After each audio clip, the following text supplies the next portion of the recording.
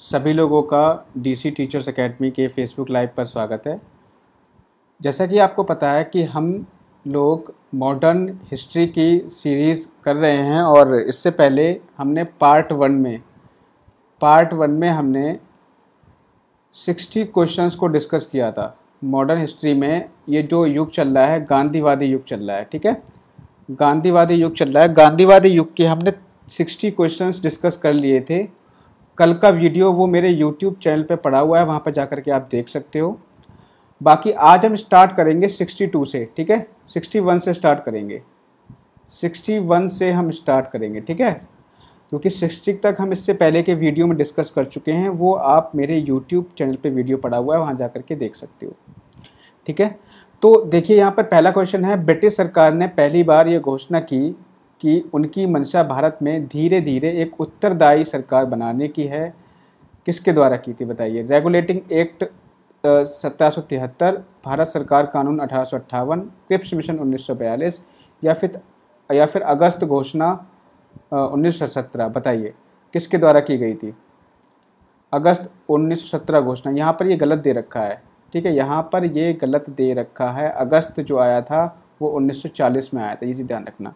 अगस्त प्रस्ताव जो आया था वो 1940 में आया था, तो यहाँ पर आप सही कर लेना 1947 की जगह पर आप कर लेना 1940। तो ऑप्शन नंबर यहाँ पर सर डी सही होगा, ठीक है। जो सर अगस्त प्रस्ताव आया था, अगस्त प्रस्ताव में ब्रिटिश सरकार ने पहली बार ये घोषणा की थी कि हम भारतीयों के लिए क्या बनाएंगे सर? एक उत्तरदायी सरकार बनाएंगे, भारतीयों के लिए एक संविधान का निर्माण किया जाएगा। किसमें किया गया था ये? आपका अगस्त प्रस्ताव में। और अगस्त प्रस्ताव के समय, अगस्त प्रस्ताव कब आया था? 1940 में आया था, इसको आप सही कर लेना।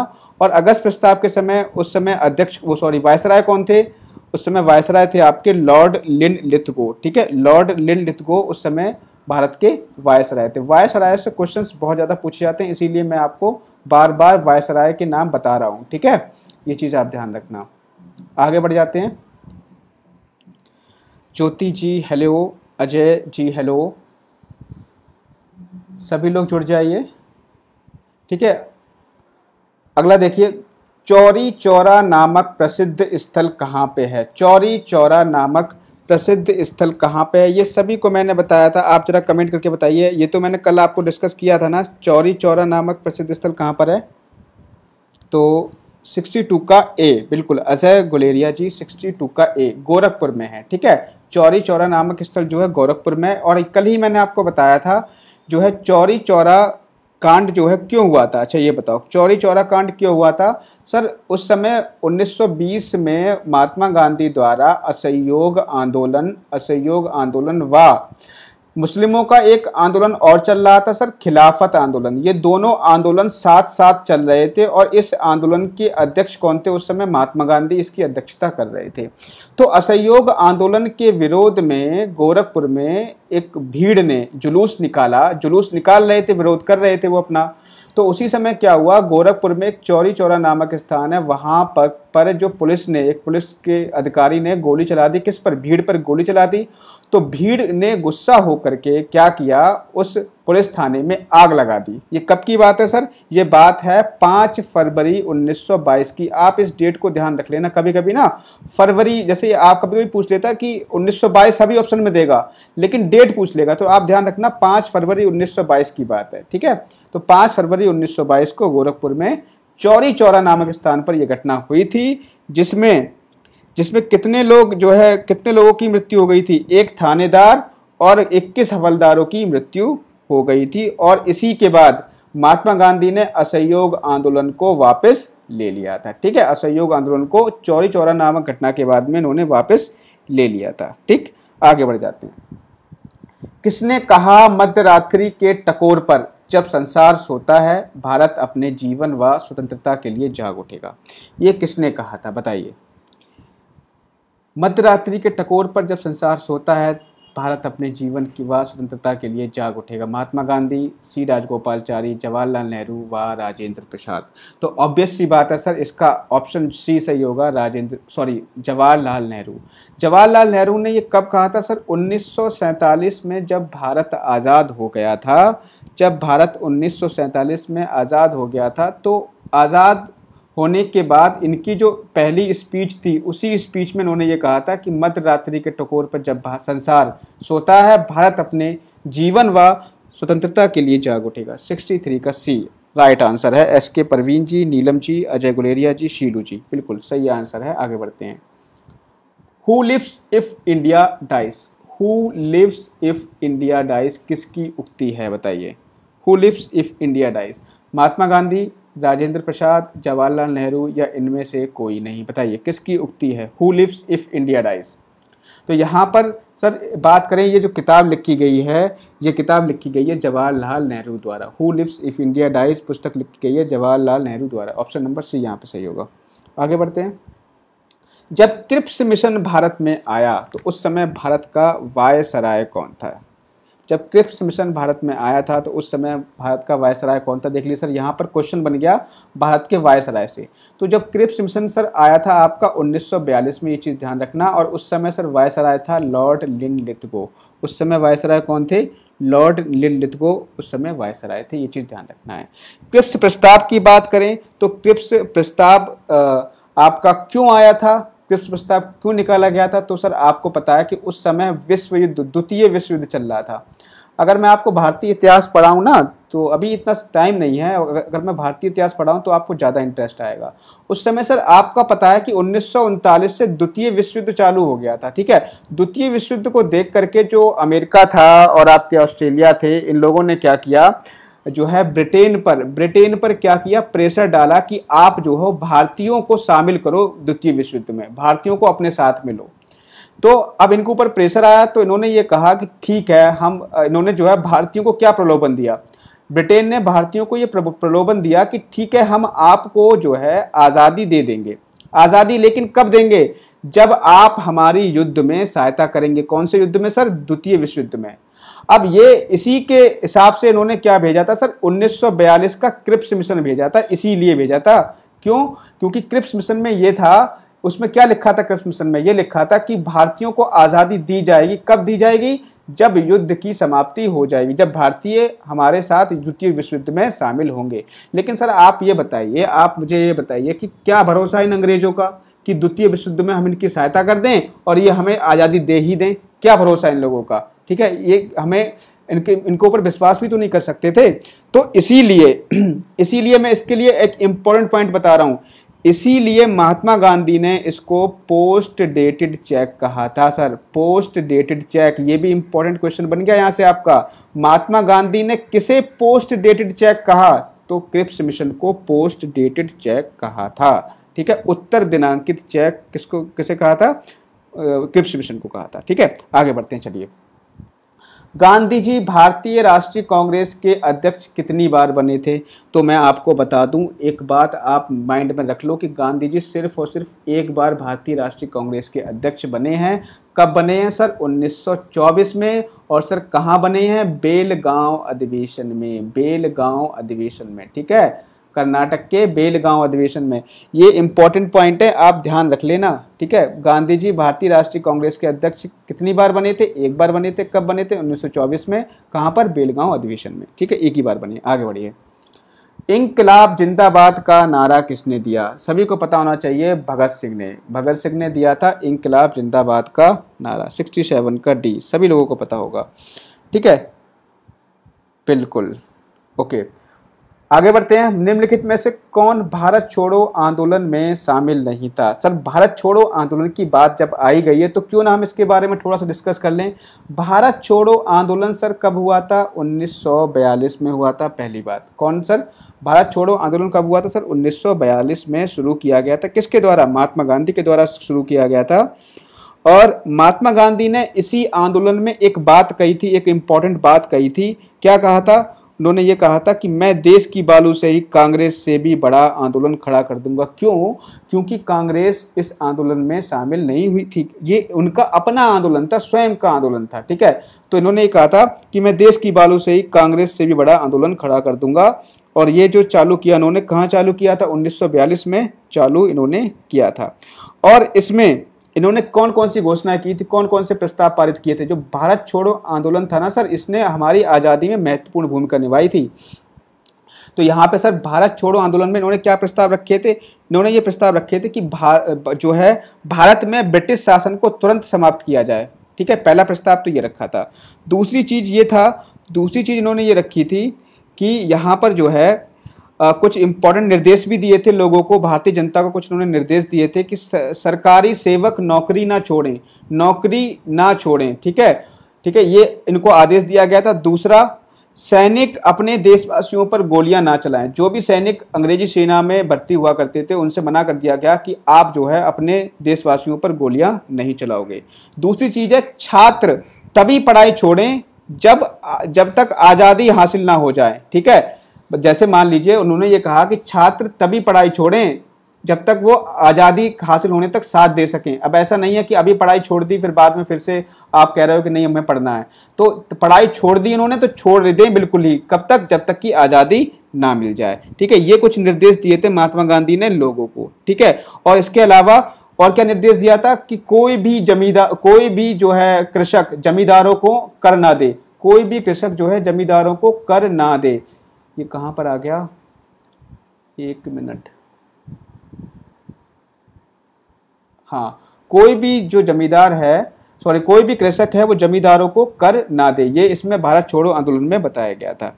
ठीक है, इसके अलावा और हम देखें इनमें कौन कौन से नेता शामिल थे। तो नेताओं की अगर हम बात करें तो सर इनमें नेता के साथ कौन शामिल थे, महात्मा गांधी इनके साथ थे, सरदार पटेल भी इनके साथ थे, जवाहरलाल नेहरू इनके साथ थे, लेकिन सर BR अम्बेडकर इनके साथ नहीं थे। ये चीज आपको ध्यान रखनी है, BR अम्बेडकर यहाँ पे इनके साथ नहीं थे। ठीक है, ये आपको ध्यान रखना है। ठीक है, और इसी आंदोलन में महात्मा गांधी को ऑपरेशन 0 आवर चला करके गिरफ्तार कर लिया गया था। और सर मैं बता दूं इनके साथ में सरोजनी नायडू भी इसमें शामिल थी, भारत छोड़ो आंदोलन में सरोजनी नायडू भी इनके साथ शामिल थी, कस्तूरबा गांधी भी इनके साथ शामिल थी। ये चीज आपको ध्यान रखना है। ठीक है, करो या मरो का नारा भी इसी में दिया गया था, किसमें, आपका भारत छोड़ो आंदोलन में महात्मा गांधी द्वारा करो या मरो का नारा भी यहाँ पर दिया गया था। 68 का क्या होगा, डी होगा। ठीक है, आगे बढ़ जाते हैं। भारत की आज़ादी के समय कांग्रेस के अध्यक्ष कौन थे, भारत की आज़ादी के समय कांग्रेस के अध्यक्ष कौन थे सर, तो GB कृपलानी थे। ठीक है, जिस समय भारत आज़ाद हुआ था 1947 में, उस समय जो अध्यक्ष थे वो GB कृपलानी थे। ये इंपॉर्टेंट क्वेश्चन है और कई बार आ चुका है, इसको आप ध्यान रखना। भारत व पाकिस्तान के बीच सीमांकन किसने किया था, बताइए, भारत व पाकिस्तान के बीच सीमांकन किसने किया था सर सिरिल रेडक्लिफ द्वारा किया गया था। इसीलिए भारत और पाकिस्तान के बीच में जो रेखा है उसको रेडक्लिफ लाइन के नाम से जाना जाता है। ठीक है, रेडक्लिफ लाइन के नाम से जाना जाता है। 69 का C होगा। ठीक है, अब बाकी 70 का आपका B होगा। बिल्कुल, आगे चलते हैं, आगे बढ़ते हैं। महात्मा गांधी ने हिंद स्वराज की रचना की थी जब वे इंग्लैंड से भारत जहाज से यात्रा कर रहे थे, या फिर साबरमती आश्रम में थे, जहाज से इंग्लैंड से दक्षिण अफ्रीका यात्रा कर रहे थे, या चंपारण आंदोलन का नेतृत्व कर रहे थे। तो सर हिंद स्वराज की स्थापना उन्होंने कब की थी, जब वो जहाज से इंग्लैंड से दक्षिण अफ्रीका की यात्रा कर रहे थे, तभी उन्होंने क्या किया था सर, हिंद स्वराज की स्थापना की थी। ये चीज़ आपको ध्यान रखनी है। ठीक है, ये चीज़ आपको ध्यान रखनी है। आगे बढ़ते हैं।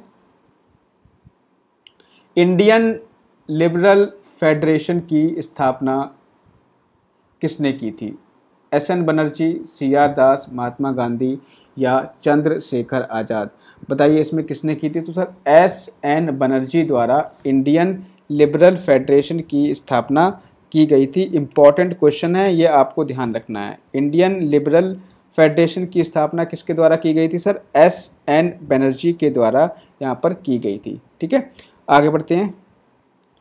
दक्षिण अफ्रीका में महात्मा गांधी द्वारा प्रकाशित पत्रिका का नाम क्या था, ये तो आपको पता होना चाहिए। दक्षिण अफ्रीका में जब महात्मा गांधी गए थे तो वहाँ पर उन्होंने कुछ पत्रिकाएं प्रकाशित की थी, तो उस समय उस पत्रिका का नाम क्या था, ये आपको बताना है। पत्रिका का नाम क्या था, तो सर यहाँ पे ऑप्शन नंबर है नवजीवन, इंडियन ओपिनियन, हरिजन या African news.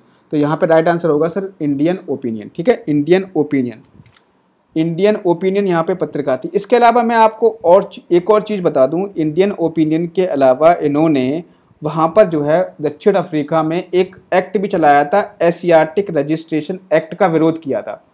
Asiatic registration act का इन्होंने क्या किया था, विरोध किया था। ठीक है, ये एशियाटिक रजिस्ट्रेशन एक्ट क्या था सर? एशियाटिक रजिस्ट्रेशन एक्ट ये था कि अगर कोई भारतीय दक्षिण अफ्रीका में रह रहा है तो उसको अपने साथ में पंजीकरण प्रमाण पत्र लेना और उसको उस प्रमाण पत्र को हर समय अपने पास रखना होता था। तो ये था एशियाटिक रजिस्ट्रेशन एक्ट। इसका विरोध किसने किया था? महात्मा गांधी ने किया था। ठीक है, इसके अलावा अगर हम बात करें तो उन्होंने वहां पर जो है दक्षिण अफ्रीका में नटाल इंडियन कांग्रेस की स्थापना की थी। नटाल इंडियन कांग्रेस की स्थापना क्यों की थी?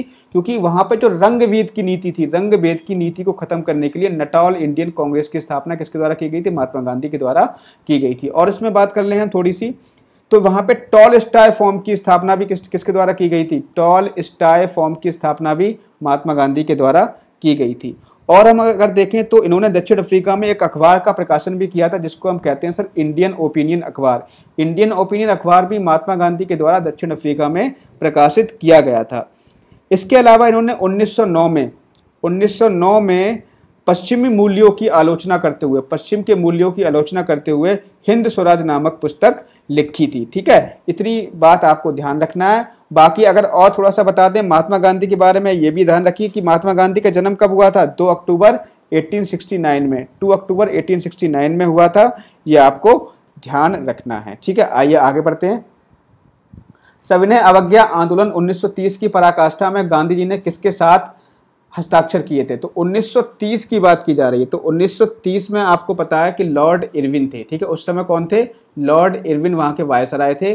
और 1930 में ही क्या हुआ था? जो प्रथम गोलमेज सम्मेलन हुआ था उसमें महात्मा गांधी नहीं गए थे। महात्मा गांधी प्रथम गोलमेज सम्मेलन में नहीं गए। अब जब सम्मेलन में नहीं गए तो क्यों नहीं गए थे? क्योंकि उनकी कुछ मांगे थी। ठीक है, तो उसके बाद में जब द्वितीय गोलमेज सम्मेलन हुआ तो महात्मा गांधी से कहा गया कि आप जो है इस गोलमेज सम्मेलन में चलो। तो महात्मा गांधी ने कहा नहीं, मैं गोलमेज सम्मेलन में तभी जाऊंगा जब मेरी कुछ बातें वहां पे रखी जाएंगी। तो उन्हीं के बीच में 1932 में जो है लॉर्ड इरविन और महात्मा गांधी के बीच में एक समझौता हुआ था जिसे हम कहते हैं गांधी इरविन समझौता। ये कब हुआ था? 1931 में हुआ था। ठीक है, सॉरी 1932 नहीं है, ये 1931 में हुआ था। 1931 में गांधी इरविन समझौता हुआ था। उसके बाद ही महात्मा गांधी कहाँ गए थे? आपके द्वितीय गोलमेज सम्मेलन में शामिल हुए थे। तो यहाँ पे लॉर्ड इरविन राइट आंसर होगा। आगे बढ़ते हैं। देखिए, वर्ष 1932 में अखिल भारतीय हरिजन संघ के संस्थापक कौन थे? तो अखिल भारतीय हरिजन संघ के इस संस्थापक की बात करें तो यहाँ पर ऑप्शन नंबर ए है महात्मा गांधी, बी.आर. अम्बेडकर, जगजीवन राम या विनोबा भावे। तो ऑप्शन नंबर ए सही है सर। महात्मा गांधी जो थे अखिल भारतीय हरिजन संघ के संस्थापक थे। 1932 में इन्होंने अखिल भारतीय हरिजन संघ की स्थापना की थी। ठीक है, और इसी के साथ में इन्होंने यहाँ पर एक हरिजन पत्रिका का भी क्या किया था? यहाँ पर प्रकाशन किया था। किसके द्वारा किया गया था सर? महात्मा गांधी के द्वारा हरिजन पत्रिका का प्रकाशन भी किया गया था। और आपको मैं एक चीज और बता दूं, इन्होंने क्या किया था? ये महात्मा गांधी जो थे छुआछूत का भेदभाव खत्म करना चाहते थे। ये चाहते थे कि सभी लोग जो हैं बराबर हैं। और इन्होंने क्या किया? एक हरिजन यात्रा भी प्रारंभ की थी। ठीक है, तो ये कब की थी सर? 1933 में। कब की थी? 1933 में 7 नवंबर 1933 को गांधी जी ने वर्धा से हरिजन यात्रा प्रारंभ की थी और 9 महीने तक उन्होंने देश का दौरा करते हुए 20,000 किलोमीटर की दूरी तय की थी। ये चीज ध्यान रखना है। तो 20,000 किलोमीटर की दूरी तय की। किसमें तय की सर? वर्धा यात्रा में। किसके लिए थी सर? हरिजनों के लिए थी। कब, कितने महीने तक तय की सर? 9 महीने तक तय की। ये चीज ध्यान रखना है। तो अखिल भारतीय हरिजन संघ के संस्थापक कौन थे? महात्मा गांधी थे। ये चीज आपको ध्यान रखनी है। आगे देखिए, 21 अक्टूबर 1943 को स्वतंत्र भारत की आजाद हिंद सरकार की घोषणा की गई थी। तो सर ये कहाँ की गई थी बताइए? तो ये की गई थी सर सिंगापुर में। ठीक है, सिंगापुर में की गई थी। ये चीज आपको ध्यान रखना है। किसकी स्थापना? आजाद हिंद सरकार की स्थापना सिंगापुर में की गई थी। और मैं आपको बता दूं ये सर किसके द्वारा की गई थी? आजाद हिंद फौज की स्थापना किसके द्वारा की गई थी? आपके सुभाष चंद्र बोस के द्वारा की गई थी। ये आपको ध्यान रखना है। आजाद हिंद फौज की स्थापना सुभाष चंद्र बोस के द्वारा की गई थी। और सुभाष चंद्र बोस ने ही आपके 2 नारे दिए थे। कौन कौन से नारे दिए थे? तुम मुझे खून दो, मैं तुम्हें आजादी दूंगा, और दिल्ली चलो। ठीक है, दिल्ली चलो, तुम मुझे खून दो, मैं तुम्हें आजादी दूंगा। नारा किसने दिया था? सुभाष चंद्र बोस ने ही दिया था। ठीक है, ये चीज़ आपको ध्यान रखना। ठीक, आगे बढ़ जाते हैं। अगला देखिए, भारत के स्वतंत्रता संग्राम के संदर्भ में निम्न घटनाओं पर विचार कीजिए। मेरठ षड्यंत्र केस, गांधी इरविन समझौता और है मैकडोनाल्ड का सांप्रदायिक पंचाट। तो इसमें से आप बताओ कि सबसे पहले क्या हुआ था। सर सबसे पहले आपका हुआ था मेरठ षड्यंत्र केस। ठीक है, सबसे पहले क्या हुआ था, मेरठ षड्यंत्र केस हुआ था। उसके बाद आपका गांधी इरविन समझौता हुआ था 1931 में, और सांप्रदायिक पंचाट जो हुआ था वो आपका 1932 में हुआ था। और आपका जो मेरठ षड्यंत्र केस हुआ था सर 1929 में हुआ था। ठीक है, ये चीज आप ध्यान रख लो। मेरठ षड्यंत्र केस 1929 में, गांधी इरविन समझौता 1931 में, और मैकडोनाल्ड का सांप्रदायिक पंचाट 1932 में। और 1932 से आप ध्यान रखना, पूना समझौता भी सर 1932 में ही हुआ था। ये चीज आपको ध्यान रखनी है। अब आप देख लो, क्रम से लगा लो आप। एक पहला क्या आएगा, मेरठ आएगा, फिर आपका गांधी इरविन आएगा, फिर आपका आएगा सांप्रदायिक पंचायत। तो पहला ऑप्शन यहाँ पे करेक्ट हो जाएगा। ठीक है, 77 का ए यहाँ पर ध्यान रखना। आगे हम बढ़ जाते हैं। भारतीय स्वतंत्रता संग्राम के दौरान साइमन कमीशन की नियुक्ति निम्न उद्देश्य के लिए की गई थी। बताइए, साइमन कमीशन की नियुक्ति किस लिए की गई थी। तो 1919 के सुधारों की प्रगति की समीक्षा, या फिर आपका भारतीय राज्यों व ब्रिटिश सरकारों के बीच संबंधों का निर्धारण, रॉलेट एक्ट के अधिनियमों के प्रावधानों का पुनरीक्षण, या फिर भारतीयों को डोमिनियन का दर्जा देने की संभावनाओं की तलाश करना। तो सर मैंने आपको बताया था कि जो 1919 में जो आपका रॉलेट एक्ट आया था, 1919 में रॉलेट एक्ट आया था, तो उसी समय जो ब्रिटेन की सरकार द्वारा ये घोषणा कर दी गई थी कि 1919 से 10 साल बाद, 10 साल बाद मतलब 1929 में एक साइमन कमीशन की नियुक्ति की जाएगी, जो ये समीक्षा करेगी कि कंपनी के जो लोग भारत में शासन कर रहे हैं, कंपनी भारत में शासन कर रही है, क्या वो सही तरीके से कर पा रही है। ठीक है, तो इस तरीके इसकी समीक्षा करने के लिए क्या किया गया था, साइमन कमीशन की नियुक्ति करनी थी। कब करनी थी, 10 साल बाद करनी थी, मतलब 1929 में करनी थी। लेकिन क्या हुआ, इसकी नियुक्ति 2 साल पहले ही कर दी गई। कब कर दी गई, 1927 में कर दी गई। और 1928 में साइमन कमीशन भारत आया था। साइमन कमीशन का विरोध किया गया क्योंकि इसमें 7 सदस्य थे, और सभी सदस्य जो थे उसके कैसे थे, वाइट थे, सफेद थे। सफेद मतलब सभी अंग्रेज थे। आगे बढ़ जाते हैं। अगला क्वेश्चन देखिए, यहां पर आपको पुस्तक दी गई है, इधर दिए गए रचयिता, तो आपको बताना है कि कौन सा करेक्ट होगा। ठीक है, तो कौन सा सही होगा ये आपको बताना है। तो यहां पर देखो, द इंडियन स्ट्रगल के लेखक है सर सुभाष चंद्र बोस। ये चीज ध्यान रखना, इंडियन स्ट्रगल के लेखक हैं सुभाष चंद्र बोस। फिर है आपका इंडिया इन ट्रांजिशन, इसके हैं M N Roy. Wake up India, इसकी है एनी बेसेंट। ठीक है, transfer of power in India, इसके हैं वीपी मेनन। तो ए का डी है, बी का दूसरा है, सी का तीसरा है, डी का चौथा है। तो ऑप्शन नंबर यहाँ पे डी करेक्ट हो जाएगा। कोई इसमें कंफ्यूजन वाली बात है ही नहीं। ठीक है, आगे बढ़ जाते हैं। अगला देखिए, अगला क्वेश्चन है, भारत छोड़ो आंदोलन के समय इंग्लैंड का प्रधानमंत्री कौन था। देखिए अब यहाँ पर यह भी प्रधानमंत्री से क्वेश्चन बन गया। जिस समय भारत छोड़ो आंदोलन हुआ था, मतलब 1942 की बात की जा रही है, तो उस समय पूछ रहा है कि इंग्लैंड का प्रधानमंत्री कौन था। तो उस समय विंस्टन चर्चिल जो थे, उस समय इंग्लैंड के कौन थे, प्रधानमंत्री थे सर विंस्टन चर्चिल। ये ध्यान रखना, विंस्टन चर्चिल उस समय प्रधानमंत्री थे। एक बार कमेंट देख लें आपके। एटली नहीं था, एटली तो बाद में बने हैं ना, एटली की घोषणा तो वो तो बाद में है, अभी नहीं। ठीक है, 1942 में विंस्टन चर्चिल थे। कुमारी सरिता जी डी, मोनिका जी डी, बिल्कुल। शीलू शकलानी जी, हाँ 80 का बी होगा। ठीक है, 80 का बी होगा बिल्कुल। 80 का सी नहीं होगा। आप सी कैसे कह रहे हो, क्लीमेंट एटली थोड़ी ना थे उस समय, आप लोग गलत बोल रहे हो। उस समय क्लीमेंट एटली नहीं थे, क्लीमेंट एटली तो आपके बाद में बने हैं, वो आपके 1947 में बने हैं। एटली की घोषणा हुई है 20 फरवरी 1947 को हुई है। ठीक है, एटली आज़ादी के समय, जिस समय भारत आज़ाद हुआ था उस समय आपके कौन थे, एटली थे। ये चीज़ ध्यान रखनी है। ठीक है, लेकिन 1942 के समय आपके विंस्टन चर्चिल थे। आगे बढ़ जाते हैं। 1947 के भारतीय राष्ट्रीय कांग्रेस के दिल्ली अधिवेशन की अध्यक्षता किसने की थी? तो ये एक बार पहले भी मैं डिस्कस कर चुका हूँ सर। आपके जो दिल्ली अधिवेशन का जो अध्यक्ष थे वो थे आपके राजेंद्र प्रसाद। ठीक है, ये चीज़ ध्यान रखनी है। भारतीय राष्ट्रीय कांग्रेस के दिल्ली अधिवेशन की अध्यक्षता की थी राजेंद्र प्रसाद ने, ये आपको ध्यान रखना है। तो ऑप्शन नंबर बी सही होगा। आगे बढ़ते हैं। भारतीय राष्ट्रीय कांग्रेस का 1938 का अधिवेशन किस शहर में हुआ था? बात की जा रही है 1938 के अधिवेशन की। तो यहाँ पर आपके ऑप्शन हैं हरिपुरा, पटना, रांची या भागलपुर। तो सर यहाँ पे ऑप्शन नंबर ए सही है। हरिपुरा यहाँ पे क्या होगा सर? राइट आंसर हो जाएगा। हरिपुरा राइट आंसर हो जाएगा। अब हरिपुरा अधिवेशन में, इस हरिपुरा अधिवेशन के अध्यक्ष कौन थे? इस हरिपुरा अधिवेशन के अध्यक्ष कौन थे? आप मुझे कमेंट करके बताइए। हरिपुरा अधिवेशन के अध्यक्ष कौन थे, ये आपको कमेंट करके बताना है। ठीक है, आगे बढ़ते हैं। 1927 की बटलर कमेटी का उद्देश्य क्या था? 1927 में 27 की बटलर कमेटी का उद्देश्य क्या था? भारतीय सेना का आधुनिकीकरण करना, भारतीय कृषि का आधुनिकीकरण करना, समाचार पत्रों पर सेंसर लागू करना या भारतीय सरकार व देशी राज्यों के बीच में संबंधों को सुधारना। तो यहाँ पे जो राइट आंसर है सर इसका, बटलर कमेटी का उद्देश्य था भारतीय सरकार व देशी राज्यों के बीच में संबंधों को सुधारना। ऑप्शन नंबर डी यहाँ पे सही होगा।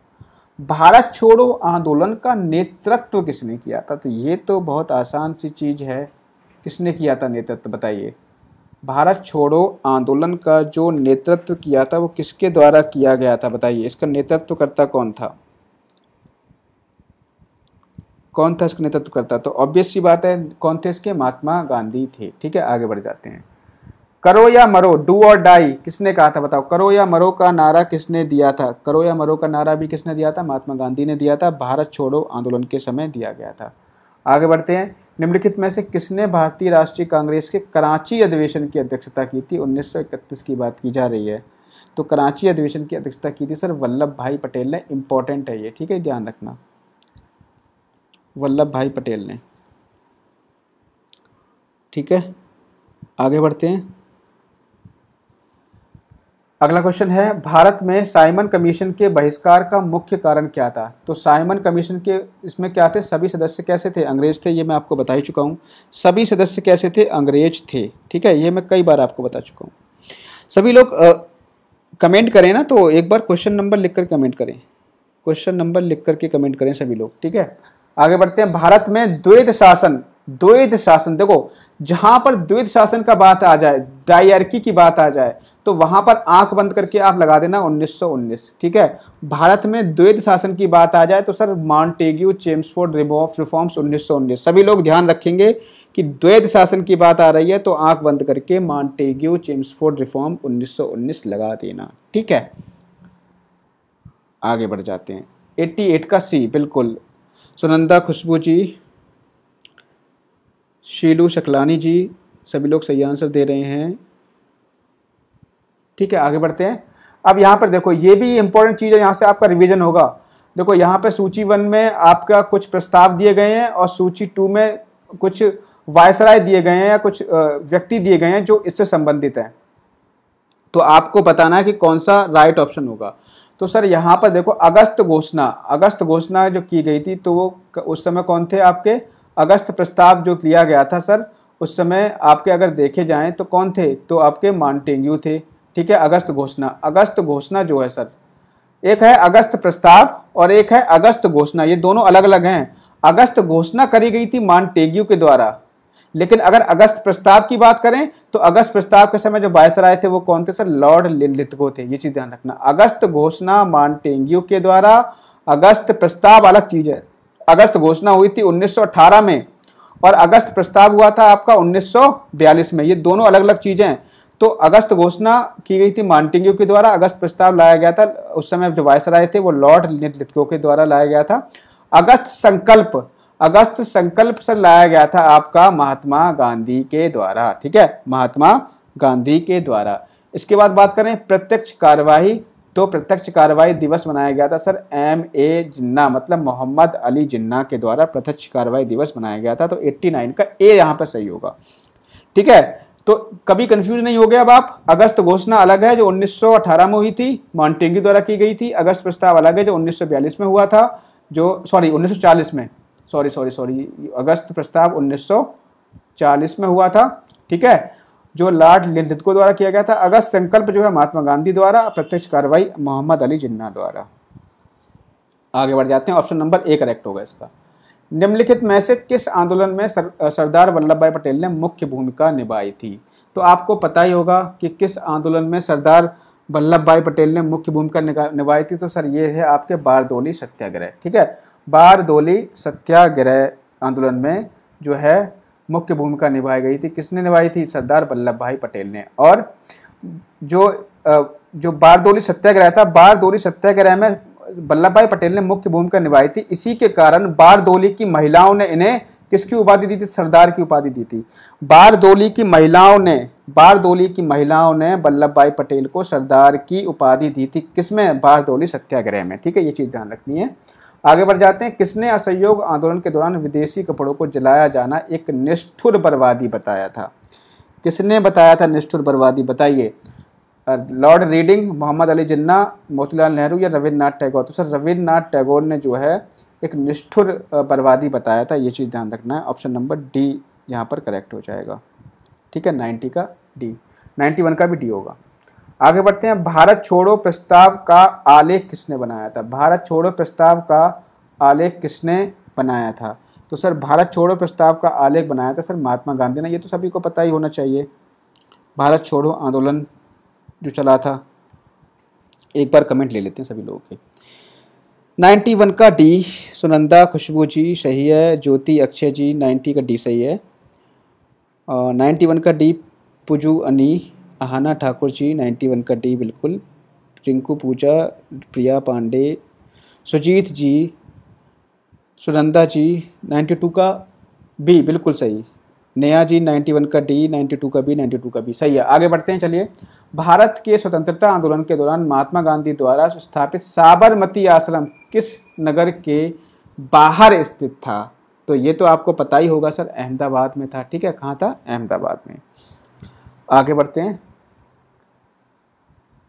नेहा जी, नीलम जी, हंसा जी सभी लोग सही आंसर दे रहे हैं, ठीक है। त्रिपुरी संकट की समाप्ति के बाद कांग्रेस का अध्यक्ष किसे चुना गया? त्रिपुरी संकट की समाप्ति, सर त्रिपुरी संकट था क्या? थोड़ा सा हम इसके बारे में चर्चा कर लेते हैं। 1939 में पहली बात ये हुआ। कब हुआ सर? 1939 में हुआ था, ठीक है। अब ये त्रिपुरी संकट क्या था? आपको पता है कि 1938 में हरिपुरा कांग्रेस के वार्षिक अधिवेशन के लिए जो अध्यक्ष चुना गया था, वो किसे चुना गया था? सुभाष चंद्र बोस को चुना गया था। हरिपुरा अधिवेशन का मैंने आपसे अध्यक्ष पूछा था, जो 1938 में हुआ था हरिपुरा अधिवेशन कांग्रेस का, उसका अध्यक्ष कौन थे? उसके अध्यक्ष थे सुभाष चंद्र बोस। लेकिन जो त्रिपुरी अधिवेशन हुआ था, त्रिपुरी अधिवेशन 1939 में, भारतीय राष्ट्रीय कांग्रेस का 1939 में त्रिपुरी अधिवेशन किया गया था। तो इस अधिवेशन में क्या किया गया? इसमें इसके अध्यक्ष पद को लेकर के लड़ाई हो गई थी। तो त्रिपुरी अधिवेशन में सुभाष चंद्र बोस जो है, उसके दूसरी बार इनको अध्यक्ष बनाया जाना था। दूसरी बार इनको अध्यक्ष ये बने थे। कैसे बने थे? ये बने थे सर, महात्मा गांधी के एक पसंदीदा उम्मीदवार थे, महात्मा गांधी को बहुत पसंद थे वो थे पट्टाभी सीतारमैया। पट्टाभी सीतारमैया एक महात्मा गांधी के पसंदीदा उम्मीदवार थे। तो पट्टाभी सीतारमैया और सुभाष चंद्र बोस के बीच में मतदान कराया गया था कि कौन अध्यक्ष बनेगा। तो उसमें कौन जीता? उसमें जीते आपके सुभाष चंद्र बोस, ठीक है। सुभाष चंद्र बोस जीते। तो इसमें क्या हुआ? महात्मा गांधी जी इस बात से नाराज हो गए, ठीक है। इस बात से महात्मा गांधी जी क्या हो गए थे? नाराज हो गए थे। तो हुआ क्या?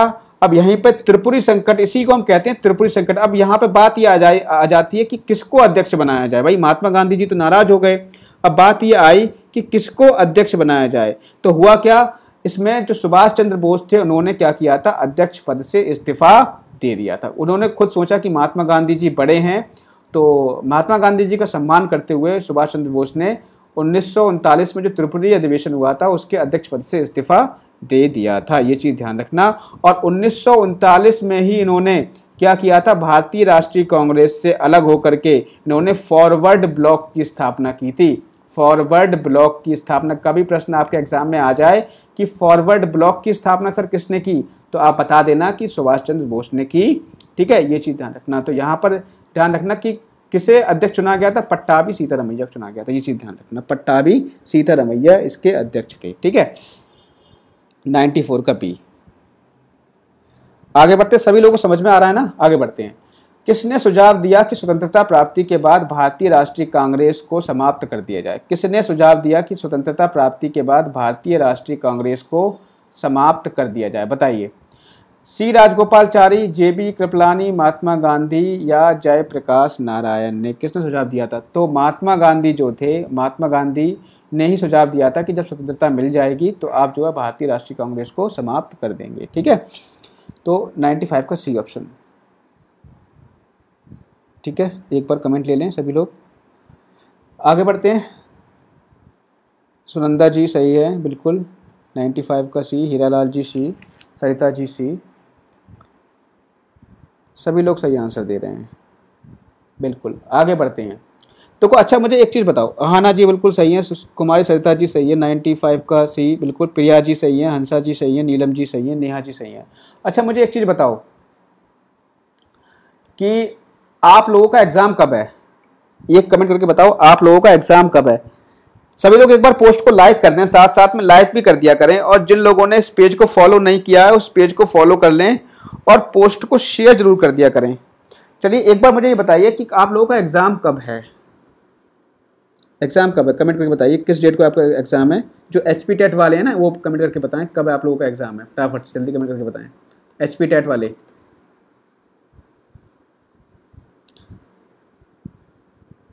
कमेंट करें।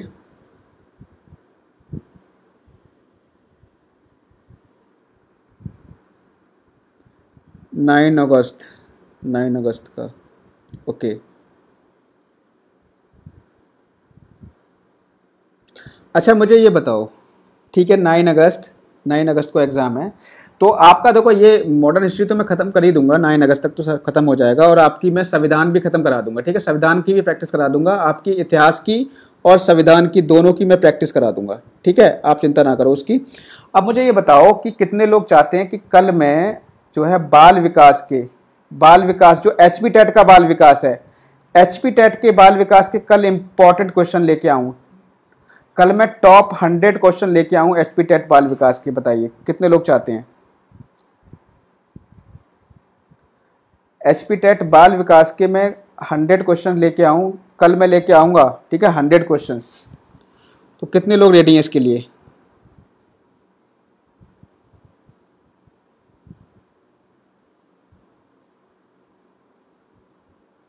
HP टेट बाल विकास के लिए कितने लोग रेडी हैं?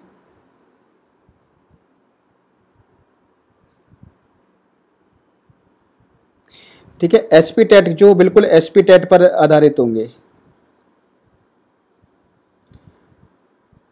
जो आपके HP टेट में ही आते हैं।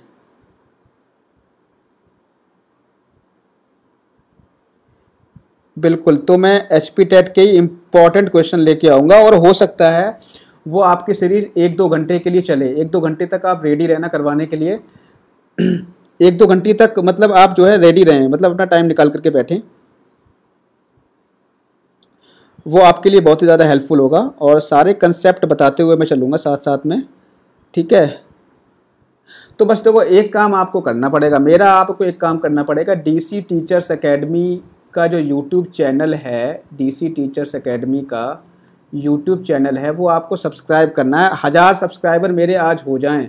ठीक है, ये चीज़ ध्यान रखना। 900 कुछ सब्सक्राइबर मेरे हो गए हैं, 930 कुछ हो गए हैं सब्सक्राइबर। ठीक है, 930 सब्सक्राइबर हो गए हैं, और 1000 सब्सक्राइबर हो जाएं तभी मैं कल क्लास लेकर के आऊँगा। ये चीज़ ध्यान रखना।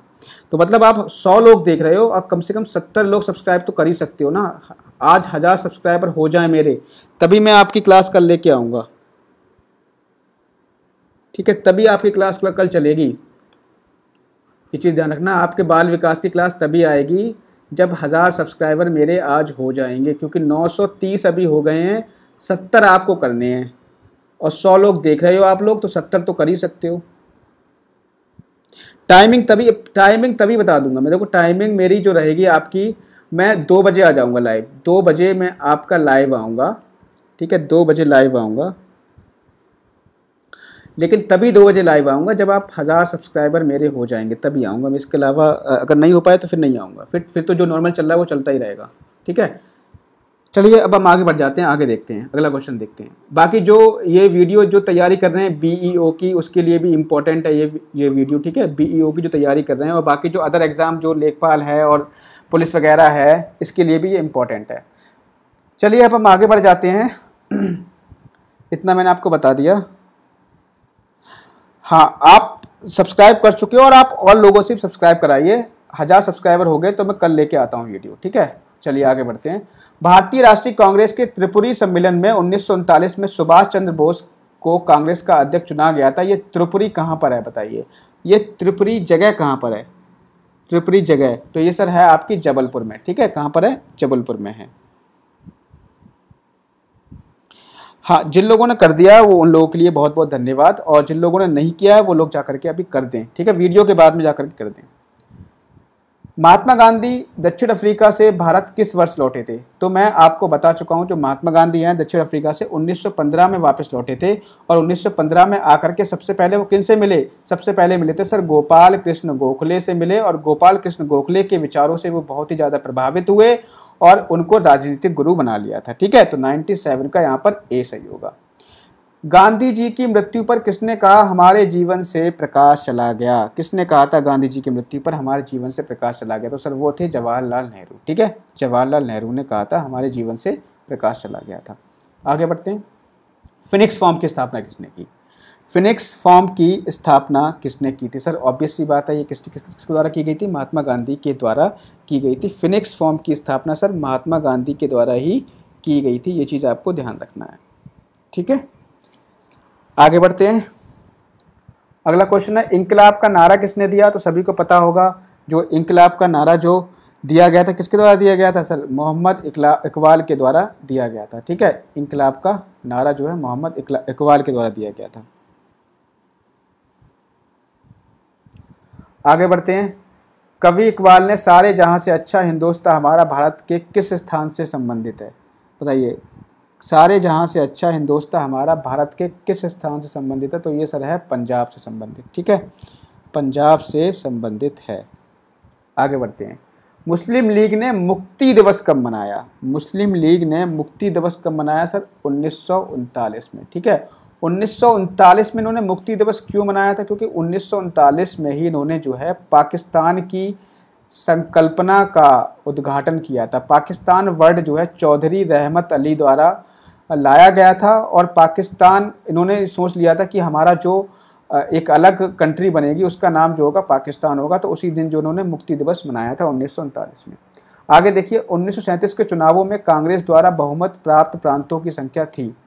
1937 के चुनावों में कांग्रेस द्वारा प्राप्त बहुमत प्रांतों की संख्या कितनी थी?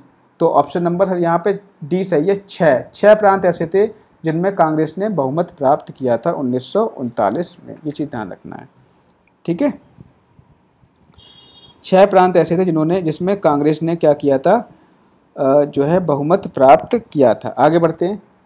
भारतीय मुसलमानों के पृथक राज्य के लिए पाकिस्तान शब्द का प्रयोग सबसे पहले किसने किया? तो बताइए, पाकिस्तान शब्द का प्रयोग सबसे पहले किसने किया था? तो मैंने आपको बता ही चुका हूं कि चौधरी रहमत अली। चौधरी रहमत अली जो थे, इन्होंने सबसे पहले पाकिस्तान के शब्द का प्रयोग किया था। ये मैं आपको कई बार बता चुका हूं। आगे बढ़ते हैं। भारतीय राष्ट्रीय कांग्रेस का वर्ष 1929 में लाहौर अधिवेशन में, जिसमें अंग्रेजों से पूर्ण स्वतंत्रता पाने का संकल्प अंगीकृत किया गया था, किसकी अध्यक्षता में हुआ था? बताओ, 1929 में लाहौर अधिवेशन की अध्यक्षता किसने की थी? सीधा सीधा ये सवाल पूछ रहा है। 1929 के लाहौर अधिवेशन की अध्यक्षता किसने की थी? सर जवाहरलाल नेहरू ने की थी। तो और इसी जो इसमें 1929 के लाहौर अधिवेशन में ही पूर्ण स्वराज्य का लक्ष्य रखा गया था। पूर्ण स्वराज का लक्ष्य जो है लाहौर अधिवेशन में ही रखा गया था। किसके द्वारा? जवाहरलाल नेहरू के द्वारा रखा गया था। और ये कब हुआ था? सर 1929 में हुआ था। और किस नदी किनारे हुआ था? सर रावी नदी के किनारे हुआ था, ठीक है। ये चीज़ ध्यान रखना। आगे बढ़ते हैं। 1946 में बनी अंतरिम सरकार में राजेंद्र प्रसाद के पास में कौन सा विभाग था? बताइए, राजेंद्र प्रसाद के पास में कौन सा विभाग था 1946 में सरकार जो बनी थी? तो रक्षा विभाग, विदेश मंत्री, या फिर खाद्य एवं कृषि, या इनमें से कोई नहीं? तो सर यहाँ पे जो था राजेंद्र प्रसाद के पास में खाद्य एवं कृषि था, ठीक है। राजेंद्र प्रसाद के पास में कौन सा था? खाद्य एवं कृषि विभाग था। ये चीज़ आपको ध्यान रखना है। और चलो इनमें से कुछ हम अब कुछ इंपॉर्टेंट चीज़ें बात कर लेते हैं। चलो इनके पास तो राजेंद्र प्रसाद के पास तो खाद्य एवं कृषि था। सर बात की जाए उस समय रक्षा मंत्री कौन थे? सर रक्षा मंत्री थे बलदेव सिंह। ठीक है, बलदेव सिंह के पास में जो है क्या गया था, रक्षा का भाग गया था। और सर विदेशी मामले व राष्ट्रमंडल संबंध किसके पास था? तो सर ये था जवाहरलाल नेहरू के पास। किसके पास था सर? जवाहरलाल नेहरू के पास में था। अब देखिए वर्ष 1939 में कांग्रेस को छोड़ने के पश्चात सुभाष चंद्र बोस ने किस दल की स्थापना की थी? तो मैंने आपको बताया भी था कि 1939 में जब आपका त्रिपुरी अधिवेशन हुआ था, त्रिपुरी संकट हुआ था, त्रिपुरी संकट में जो सुभाष चंद्र बोस ने पट्टाभी सीतारमैया को हरा करके क्या किया था, अध्यक्ष पद के उम्मीदवार बने थे। लेकिन महात्मा गांधी नाराज हो गए थे। तो महात्मा गांधी नाराज होने की वजह से इन्होंने क्या किया था, सुभाष चंद्र बोस ने जो है त्रिपुरी अधिवेशन के अध्यक्ष पद से इस्तीफा दे दिया था। और इस्तीफा देने के बाद में 1939 में ही एक फॉरवर्ड ब्लॉक की स्थापना की थी। ये चीज आपको ध्यान रखना है। ठीक है, फॉरवर्ड ब्लॉक की स्थापना की थी, मैं आपको बता चुका हूं। आगे बढ़ते हैं। वर्ष 1946 में अंतरिम कैबिनेट की अध्यक्षता किसने की थी? मतलब 1946 में जो कैबिनेट मिशन आया था उसकी जो है अध्यक्षता किसने की थी? सर उसकी अध्यक्षता की थी जवाहरलाल नेहरू ने। ये चीज ध्यान रखना है, जवाहरलाल नेहरू। ठीक है, ये बात आपको ध्यान रखनी है। आगे बढ़ते हैं। किसने विश्व प्रसिद्ध चिटगांव शस्त्रागार धावे को आयोजित किया था? देखो ये यहाँ पर इंपॉर्टेंट क्वेश्चन आ गया। तो सर सूर्यसेन थे, ये चीज ध्यान रखना। सूर्यसेन ने जो है चिटगांव शस्त्रागार को आयोजित किया था, सूर्यसेन ने। ठीक है, और इंडियन रिपब्लिकन आर्मी की बात करें, इंडियन रिपब्लिकन आर्मी की स्थापना किसने की थी? तो सर वो भी किसने की थी? सूर्यसेन ने की थी। कहां पर की थी? बंगाल में की थी। ठीक है, जो आपका चिटगांव शस्त्रागार है वो आपका कहां पर है? बंगाल में है। ठीक है, और इंडियन रिपब्लिकन आर्मी की स्थापना किसने की थी? सूर्यसेन ने की थी। कहां पर की थी? सर बंगाल में की थी। इसके अलावा अगर हम बात करें तो मास्टर दा के नाम से किसे जाना जाता है? सर मास्टर दा के नाम से किसे जाना जाता है? तो सूर्यसेन को ही हम क्या कहते हैं? मास्टर दा के नाम से भी जानते हैं। मास्टर दा के नाम से सूर्यसेन को ही जाना जाता है। ठीक है, इतनी बात समझ में आ गई। इसके बाद अगर इसमें और देखें इंपॉर्टेंट पॉइंट, तो इतने इंपॉर्टेंट पॉइंट है, बाकी हम आगे जो भी पॉइंट आएंगे डिस्कस करते रहेंगे। आगे बढ़ते हैं। हंटर आयोग की नियुक्ति की गई थी। हंटर आयोग की नियुक्ति की गई थी। तो सर कब की गई थी? जलियांवाला बाग हत्याकांड के बाद हंटर आयोग की नियुक्ति की गई थी। क्यों? क्योंकि हंटर आयोग की नियुक्ति इसीलिए की गई थी जिससे कि वो ये पता लगा सकें जो जलियांवाला बाग हत्याकांड हुआ है वो सही हुआ था या गलत हुआ था। ठीक है, लेकिन जो हंटर आयोग की रिपोर्ट आती है तो उसमें जो जलियांवाला बाग हत्याकांड को सही ठहराया जाता है। सबसे बड़ी बात तो ये देखिए, हंटर आयोग की रिपोर्ट के अनुसार जलियांवाला बाग हत्याकांड सही था। ये देखो। ठीक है, तो आगे हम बढ़ जाते हैं। भारत के विभाजन का बाल्कन प्लान क्या था? बाल्कन प्लान उपज था। अच्छा, बाल्कन प्लान किसकी उपज था बताओ? भारत के विभाजन का जो बाल्कन प्लान था वो किसकी उपज था? तो सर वो था आपका लॉर्ड माउंटबेटन के मस्तिष्क की उपज था। ठीक है, बाल्कन प्लान जो था वो लॉर्ड माउंटबेटन के मस्तिष्क की उपज था। अब ये बाल्कन प्लान था क्या? सर अगर बाल्कन प्लान हमारे देश में लागू हो जाता तो ये मान के चलिए कि हमारे यहाँ का जो संविधान है ना, संविधान एक नहीं होता। हिमाचल प्रदेश का अलग संविधान होता, उत्तर प्रदेश का अलग संविधान होता, दिल्ली का अलग संविधान होता, गुजरात का अलग संविधान होता। ठीक है, उत्तराखंड का अलग संविधान होता, जम्मू कश्मीर का अलग संविधान होता। सभी के क्या होते? अलग अलग संविधान होते। बाल्कन प्लान यही था। ठीक है, लेकिन बाल्कन प्लान को जो है जवाहरलाल नेहरू और महात्मा गांधी द्वारा क्या कर दिया गया? इग्नोर कर दिया गया। मतलब उन्होंने कहा कि हम इसको एक्सेप्ट नहीं करेंगे। ठीक है, आगे बढ़ जाते हैं। अगला देखिए, किस भारतीय राष्ट्रवादी नेता ने जर्मनी और ब्रिटेन के बीच युद्ध को ऐसे ईश्वर प्रदत्त अवसर के रूप में देखा जिसमें भारतीयों को उस स्थिति का अपने हित में लाभ उठाने का मौका मिला? तो जब जर्मनी और ब्रिटेन के बीच युद्ध हो रहा था तो उसको अवसर के रूप में किसने देखा था? बताइए, उसको अवसर के रूप में किसने देखा था? तो सर वो थे सुभाष चंद्र बोस। कौन थे? सुभाष चंद्र बोस ने अवसर के रूप में देखा था। ये भी इंपॉर्टेंट क्वेश्चन है आपका। किसने कहा था कि मेरे पीठ पर किया गया प्रहार ब्रिटिश साम्राज्य के ताबूत पर एक कील सिद्ध होगा? ये किसने कहा था? तो सर ये थे लाला लाजपत राय। ठीक है, लाला लाजपत राय थे। ठीक है, और लाला लाजपत राय ने ये चीज कही थी। ठीक है, आगे बढ़ते हैं। निम्नलिखित में से किसके कारण सार्वजनिक रोष की लहर उभरी जिसके फलस्वरूप जलियांवाला बाग में ब्रिटिश द्वारा जनसंहार की घटना घटी? तो बताइए किसके तहत था ये? तो ये था द रॉलेट एक्ट के तहत। द रॉलेट एक्ट के विरोध में ही क्या हो रहा था, आपका जलियांवाला बाग में क्या हो रही थी, एक जनसभा हो रही थी और वहीं पर जनसंहार की घटना घटी थी। The story of the integration of the Indian states किसने लिखी है? बताइए किसने लिखी है? तो ये थे सर वीपी मेनन। ठीक है, the story of the integration of the Indian states VP Menon ने लिखी है। 1932 के पूना समझौता के साथ किसका संबंध था? तो ये मैं आपको बता ही चुका हूँ, ये महात्मा गांधी और किसके बीच में हुआ था सर? भीमराव अंबेडकर के बीच में हुआ था। तो आपको पता ही है कि भीमराव अंबेडकर संबंधित थे दलित वर्ग से। ठीक है, तो 1932 का समझौता जो संबंधित था वो दलित वर्ग से संबंधित था। आगे हम बढ़ते हैं। भारतीय स्वतंत्रता संघर्ष के दौरान निम्नलिखित में से किसने फ्री इंडियन लीगन नामक सेना बनाई थी? फ्री इंडियन लीजन नामक सेना किसने बनाई थी सर? सुभाष चंद्र बोस ने बनाई थी। ठीक है, आज़ाद हिंद फौज जो है सुभाष चंद्र बोस ने ही बनाई थी। गांधी जी के निम्नलिखित अनुयायियों में से एक शिक्षक कौन था? बताइए। एन सिन्हा, ब्रजकिशोर प्रसाद, राजेंद्र प्रसाद या जेपी कृपलानी? सर ध्यान रखना, जेबी कृपलानी जो थे एक शिक्षक थे, ये चीज़ ध्यान रखना। आगे देखिए, वर्ष 1928 में हिंदुस्तान सोशलिस्ट रिपब्लिकन एसोसिएशन की स्थापना कहाँ की गई थी? तो सर ये की गई थी आपकी दिल्ली में। ठीक है, हिंदुस्तान सोशलिस्ट रिपब्लिकन एसोसिएशन की स्थापना कहाँ की गई थी सर? कहाँ की गई थी? दिल्ली में की गई थी। ये चीज़ आपको ध्यान रखना है। ठीक है,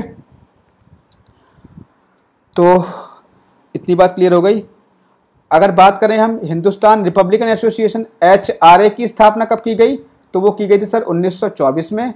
अगर हम बात करें हिंदुस्तान सोशलिस्ट मतलब HSRA की स्थापना कब की गई? तो की गई थी सर 1928 में। ठीक है, HSRA की स्थापना 1928 में। और केवल HRA की, हिंदुस्तान रिपब्लिकन एसोसिएशन की बात करें तो ये इसकी स्थापना की गई थी सर 1924 में। कहाँ की गई थी? कानपुर में की गई थी। ठीक है, HSRA की स्थापना दिल्ली में और HRA की स्थापना कहाँ की गई थी? आपकी कानपुर में की गई थी। ये चीज़ आपको ध्यान रखनी है। ठीक है, चलिए लास्ट क्वेश्चन और कर लेते हैं आपका, फिर हम आज इतना ही करेंगे। जलियांवाला बाग में प्रदर्शन के लिए लोग क्यों जमा हुए थे? तो आपको पता है कि जो किचलू और सत्यपाल के बंदी बनाए जाने के विरोध में वहाँ पर लोग जमा हुए थे। तो ऑप्शन नंबर बी यहाँ पे करेक्ट होगा। तो डॉक्टर सैफुद्दीन किचलू और डॉक्टर सत्यपाल जो नेता थे उनको बंदी बना लिया गया था। उन्हीं के विरोध में जो है वहाँ पर क्या हुआ था, एक सभा आयोजित हो रही थी जम्मू कश्मीर, अब सॉरी कह रहा हूँ, पंजाब के अमृतसर में, जलियांवाला बाग में। तो वहीं पर क्या हुआ, जब सभा आयोजित हो रही थी तो जनरल डायर ने निहत्थी वीर पर गोली चलाने का आदेश दे दिया था। तो यही घटना जानी जाती जलियांवाला बाग हत्याकांड के नाम से। ठीक है, तो 120 का बी यहाँ पर राइट होगा। तो आज के वीडियो में सिर्फ इतना ही। 120 क्वेश्चन हमने यहाँ पर कर लिए हैं। जल्दी ही मैं इसको ख़त्म कर दूंगा। आपके कल यहाँ पर जो है ख़त्म हो जाएंगे क्योंकि 170 क्वेश्चन है। 50 क्वेश्चन आपके और बचे हैं आधुनिक भारत के इतिहास के। कल आपका मैं ये फिनिश करा दूंगा। ठीक है, और आप अगर चाहते हो कि मैं कल बाल विकास के क्वेश्चंस लेके आऊँ तो जो स्पेशली एसपी टेट के लिए हो, तो आप जो है करना क्या है, आपको बस सब्सक्राइब करना है डीसी टीचर्स एकेडमी को। डीसी टीचर्स एकेडमी को आपको सब्सक्राइब करना है। ठीक है, और 1000 सब्सक्राइबर, मतलब मेरे 930 हो चुके हैं, बस आपको 70 सब्सक्राइबर और देने हैं। 1000 सब्सक्राइबर हो जाएंगे तो मैं आपका कल क्लास लेकर के आऊँगा बाल विकास की। ये चीज़ ध्यान रखना है। ठीक है, बस एक बार सभी लोग लाइक कर दें पोस्ट को, सभी लोग लाइक कर दें, एक बार सभी लोग लाइक कर दें। और जिन्होंने डीसी टीचर्स एकेडमी के पेज को फॉलो नहीं किया वो इसको फॉलो कर लें। और आपको पता ही है कि मैं जो भी चीज़ डिस्कस करता हूँ वो डिटेल में डिस्कस करता हूँ। ठीक है, साथ साथ में आपका रिवीजन भी होता जाता है। पॉलिटिकल साइंस की क्लास जो है अभी टाइम कितना हो गया, आज नहीं हो पाएगी क्योंकि अभी जो है इसमें हमने ज़्यादा टाइम दे लिया। अब आपकी क्लास जो होगी कल होगी, पॉलिटिकल साइंस की क्लास कल होगी। आज टाइम भी हो गया।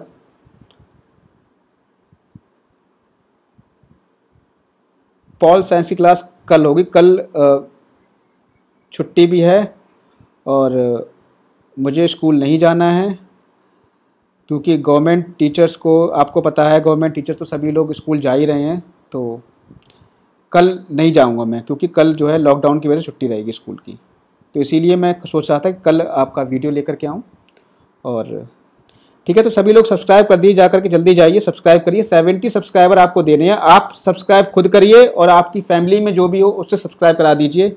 ठीक है, आपके फ्रेंड हो उनसे बोलिए सब्सक्राइब करने को। ठीक है, कल लेके आऊँगा इकोनॉमिक्स की क्लास, कल मेरे पास प्रॉपर टाइम रहेगा, पूरा टाइम रहेगा, कल लेके आऊँगा। सर इकोनॉमिक्स नहीं, इकोनॉमिक्स की कल लेके नहीं आऊँगा, कल मैं पॉलिटी और इसकी हिस्ट्री की लेके आऊँगा। ठीक है, इकोनॉमिक्स की तो नहीं। इकोनॉमिक्स में तब लेके आऊँगा जब पहले ये जो 2 तो ख़त्म हो जाने दीजिए, ये 2 तो ख़त्म करवा दूँ मैं पहले, उसके बाद इको क्लास लेके आऊँगा। इको क्लास देखो, इको की क्लास जो होगी इन दोनों के ख़त्म होने के बाद होगी, ये दोनों चीज़ ख़त्म हो जाएंगी ना, तब मैं लेके आऊँगा इको की क्लास।